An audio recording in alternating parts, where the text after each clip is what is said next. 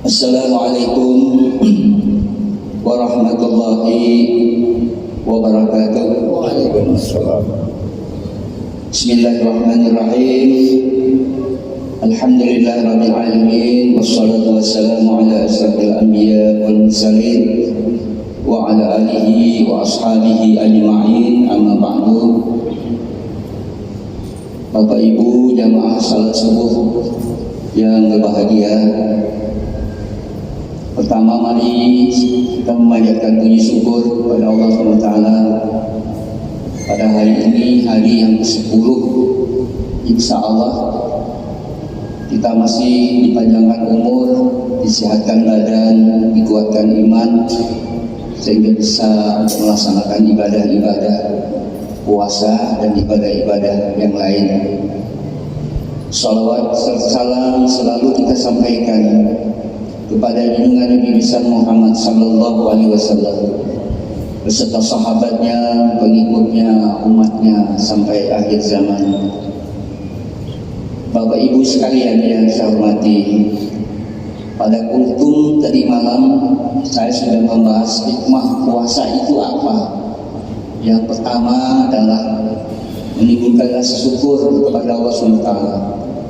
Kita ini masih sehat, masih kuat dan bisa untuk melaksanakan ibadah puasa. Kemudian 24 jam kita diberi oleh Allah umur. Kalau dihitung-hitung kita ini hidupnya 24 jam.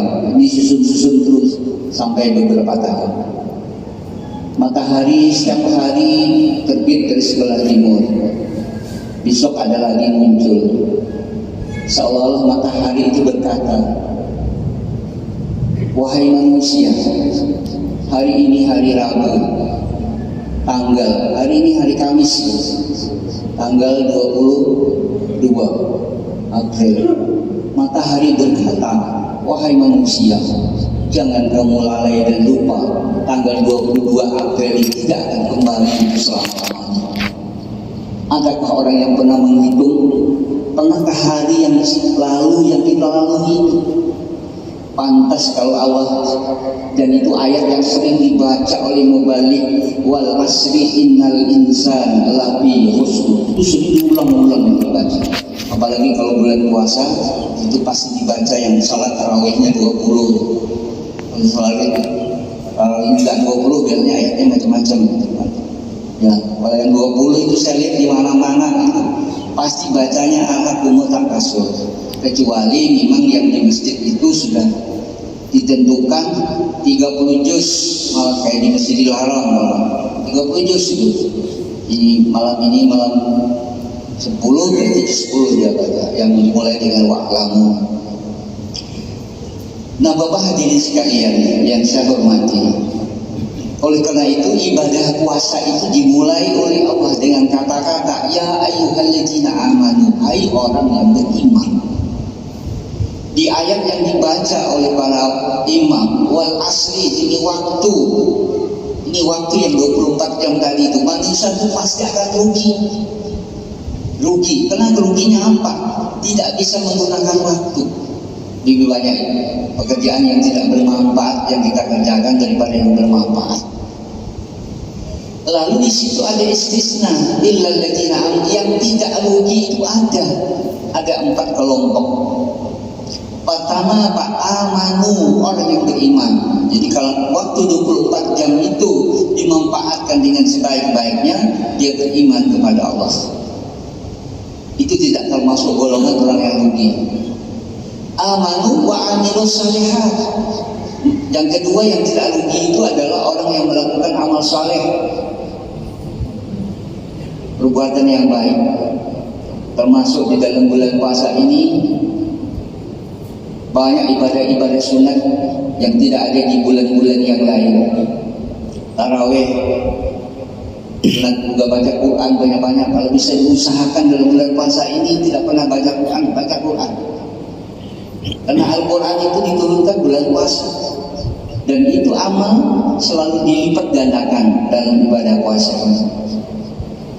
Lalu yang ketiga, watawasau bil haq, berwasiat yang benar Yang keempat adalah batawasau bisabr, saling mewasiatkan, memberikan pesan dengan kesabaran. Nah, termasuk di situ bukan berwasiat itu hanya ustaz mubalik, tidak, kita juga ada tetangga yang galau, kita berikan nasihat. Namanya hidup, kita harus sabar. Tidak ada hidup di dunia ini hidupnya mulus saja, pasti ada liku-liku perjalanan hidup, itu selalu ada. Nah, termasuk Allah mencontohkan, tadi malam sudah saya singgung bahwa ibadah puasa itu adalah salah satu contoh bahwa hidup manusia itu ada waktu yang diberikan oleh Allah. Selama 11 bulan kita puas makan, siang malam tidak ada batasan. Datang puasa, stop di siang hari. Itu adalah merupakan pelajaran yang harus kita pahami bahwa di dunia itu selalu ada gelombang kehidupan.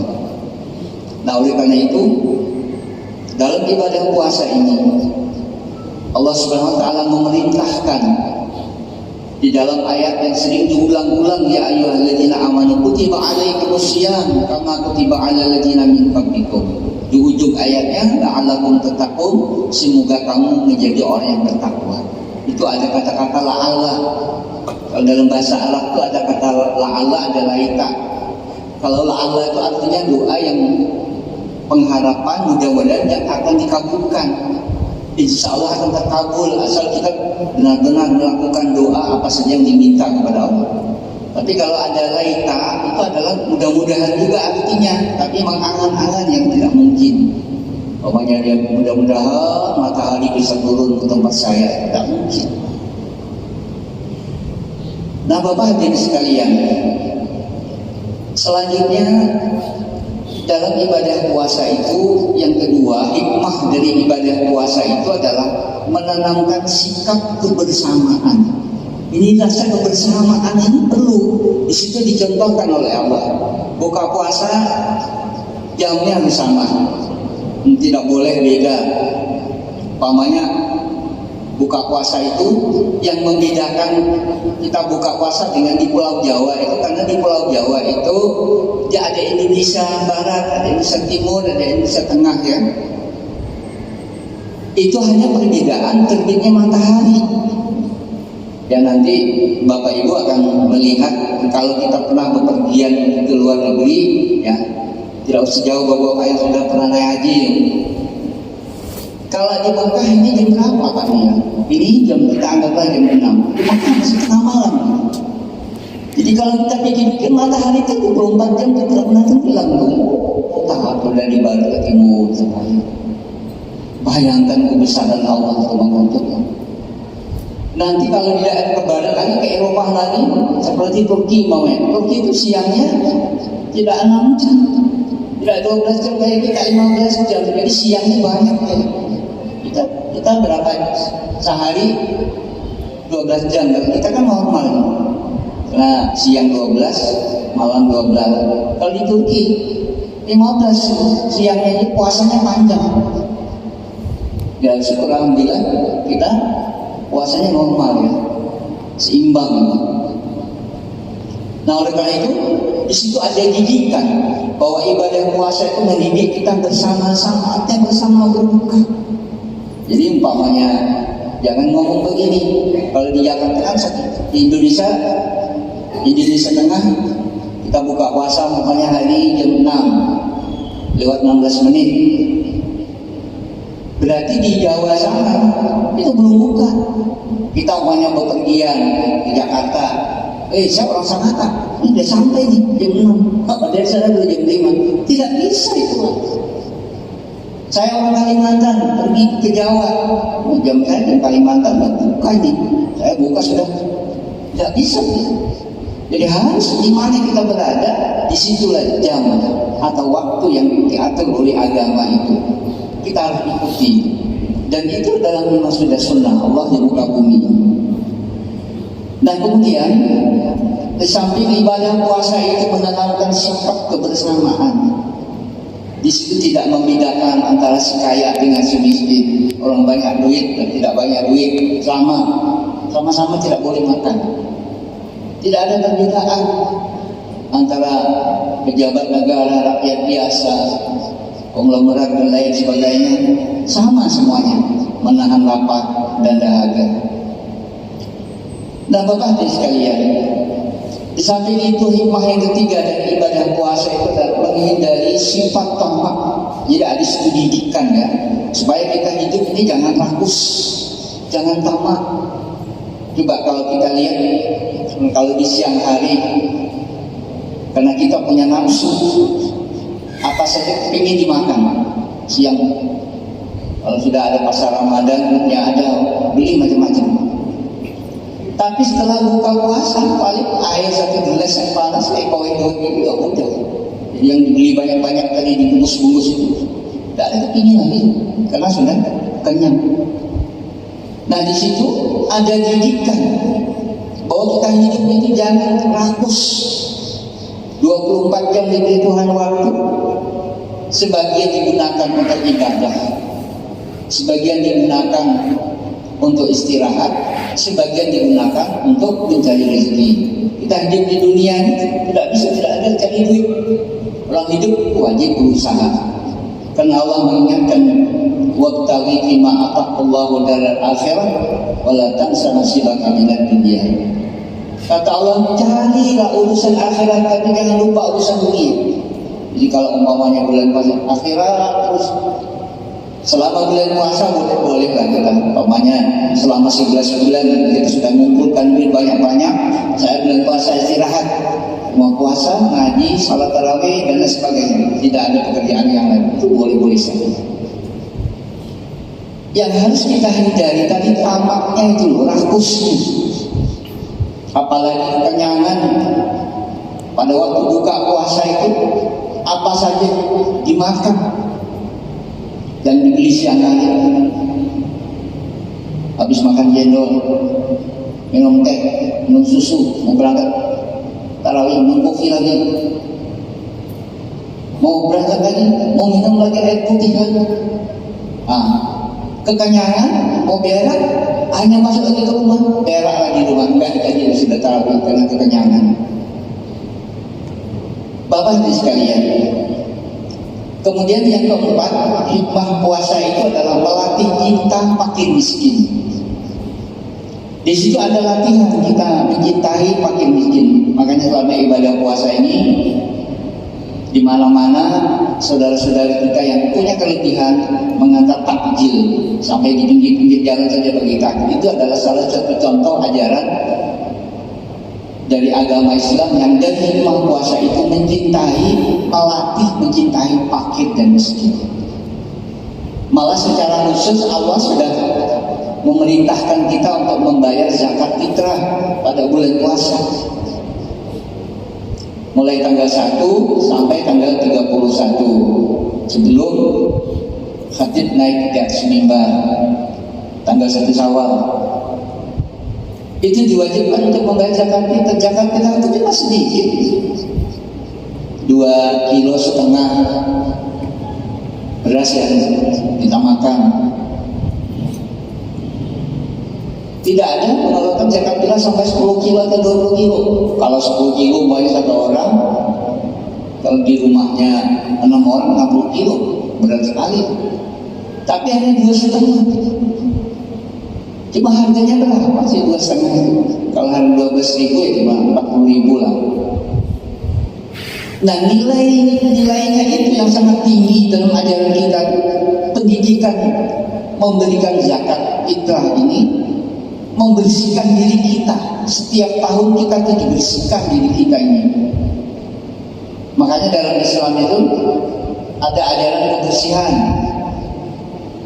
dan dikatakan bahwa Nabi itu tidak pernah sakit ya, hanya 2 kali ya seumur hidup Nabi, 2 kali sakit. Bayangkan ya, kenapa Nabi itu selalu sehat? Ditanya oleh para sahabat, apa sih resepnya Nabi itu selalu sehat? Yang pertama, Nabi itu suka bangun subuh. Di subuh, udara subuh yang kita hirup, udara segar itu yang menyehatkan badan kita. Kemudian yang kedua, Nabi itu suka jalan kaki. Ya, jalan kaki itu bagus, menyehatkan tubuh. Kemudian yang ketiga, Nabi itu selalu bersih lingkungan, bersih diri, semuanya bersih. Nah sekarang kita di masjid ini kita memulai, mari kita jaga masjid kita ini, karena masih banyak saya lihat anak-anak kita yang kalau habis minum itu buang sampah, nggak tahu arah kemana-mana. Saya lihat di belakang situ masih banyak numpuk, apalagi tempat parkiran itu. Nah jadi kita sadar juga pengurus masjid perlu menyiapkan tempat sampah sebenarnya. Kita sadar ini, kita semua mari kita sadari. Baru tadi malam saya berikan itu ada 2 ya di belakang sana, nanti ditaruh di depan satu. Ini kita berangsur-angsur, ada dana lebihan, mari kita jaga kebersihan lingkungan dan mari kita pelihara masjid kita ini. Nah kemudian Nabi itu sehat adalah karena Nabi tidak pernah minum minuman keras. Jadi minuman keras itu merusak diri kita. Dan yang terakhir, Nabi itu tidak pernah makan kecuali lapar. Kalau lapar baru makan. Terus kalau makan tidak terlalu kenyang. Jadi tidak berlebihan makannya. Nah oleh karena itu, ibadah puasa melatih kita pakai miskin. Dan selanjutnya ibadah puasa itu adalah menumbuhkan sifat jujur. Selama puasa kita tidak boleh makan dan minum walaupun tidak ada orang di rumah. Nah yang tidak kalah pentingnya dari hikmah puasa itu adalah membuahkan takwa. Nah ini yang kita harapkan dari ibadah puasa ini, kita akan menjadi lebih baik. Takwa itu artinya lebih baik, lebih meningkat keimanan. Dulu sebelum puasa dengan ibadah puasa ini, setelah puasa orang berniat habis puasa ini akan rajin salat. Dulu malas, kadang-kadang salat, kadang-kadang tidak. Yang namanya iman itu kan Nabi juga mengingatkan turun naik kayak lautan itu. Hari ini imannya kuat, besok malas. Ya kalau habis malas baik naik lagi, alhamdulillah. Tapi kalau hari ini baik, besok malas, besoknya malas lagi. Ini yang sangat merugi dalam kehidupan kita ini. Karena itu Bapak hadirin sekalian yang berbahagia, dengan ibadah Ramadan ini mari kita laksanakan ibadah Ramadan dengan sebaik-baiknya, dan mari kita dengarkan tausiah yang disampaikan oleh para ustaz dan mubalik di tempat ini. Tujuannya semuanya adalah ingin meningkatkan keimanan kita pada Allah SWT. Demikian yang dapat saya sampaikan dalam kesempatan ini, mudah-mudahan ada manfaatnya, dan mari kita tutup dengan doa. Al-Fatihah.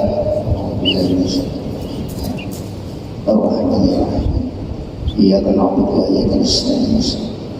Shiratal ladzina an'amta 'alaihim ghairil maghdubi 'alaihim. Bismillahirrahmanirrahim. Alhamdulillahirabbil alamin.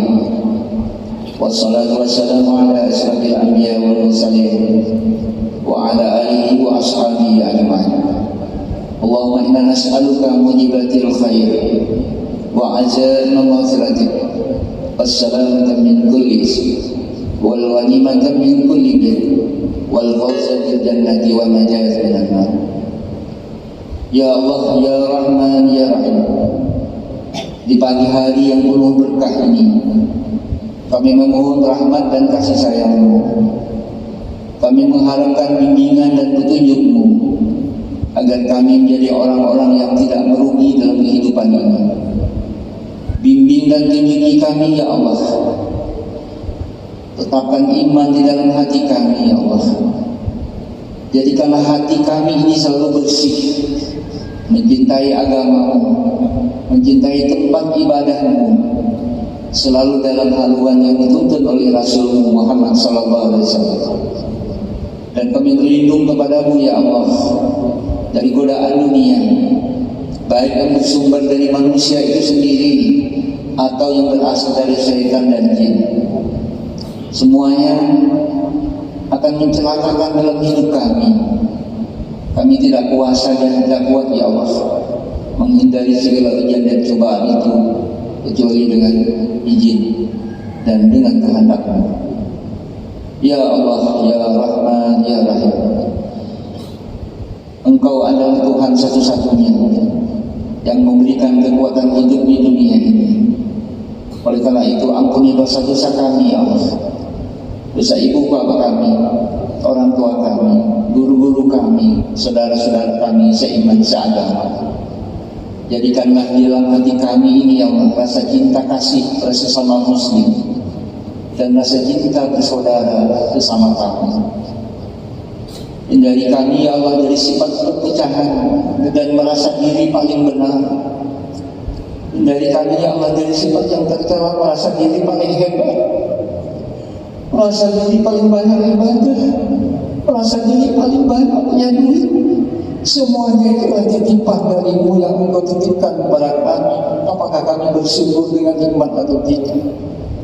Oleh karena itu, ya Allah, tanamkan di hati kami rasa cinta kepada agama-Mu, rasa syukur yang mendalam dalam hidup ini, serta tanamkan di hati kami, ya Allah, menggunakan waktu dengan sebaik-baiknya untuk mendekatkan diri kepada-Mu. Hindari kami, ya Allah, dari hati yang tidak pernah merasa puas. Hindari kami dan pelihara kami, ya Allah, dari nafsu yang tidak pernah merasa puas. Hindari dan pelihara kami, ya Allah, agar selalu bisa memelihara umur ini dengan sebaik-baiknya untuk mendekatkan diri kepada-Mu dan berbuat baik kepada sesama kami. Terima doa dan minta kami.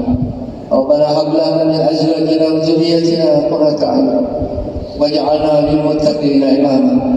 Rabbana atina fid dunya hasanah wa fil akhirati hasanah wa qina adzabannar. Bi fadlika subhana rabbika rabbil izzati amma yasifun wa salamun 'alal mursalin walhamdulillahi rabbil alamin. Kurang lebih mohon maaf. Assalamualaikum warahmatullahi wabarakatuh.